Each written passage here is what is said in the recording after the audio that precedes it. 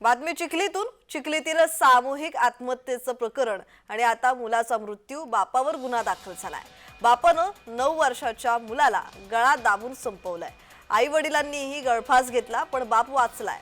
चिखली येथे घडलेल्या सामूहिक आत्महत्येच्या दुर्दैवी प्रकरणातील नवा तपशील उघडकीस आलाय। शुक्रवारी घडलेल्या या घटनेत मुलगा धनराज हांडे याचा गळा आवळून खून केल्याचं शवविच्छेदन अहवालानंतर स्पष्ट झालंय।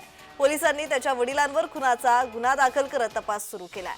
पोलिसांनी दिलेल्या माहितीनुसार वैभव मधुकर हांडे याने सावकारी जाचाला कंटाळून कुटुंबासह आत्महत्येचा प्रयत्न केला होता। त्याने आधी त्याच्या मुलाला गळा आवळून संपवलं आणि नंतर झोपेच्या गोळ्या घेऊन पत्नीसह आत्महत्येचा प्रयत्न केला आणि या घटनेत त्याची पत्नी शुभांगी हिचा सुद्धा मृत्यू झाला, तर वैभव हांडे वाचलाय।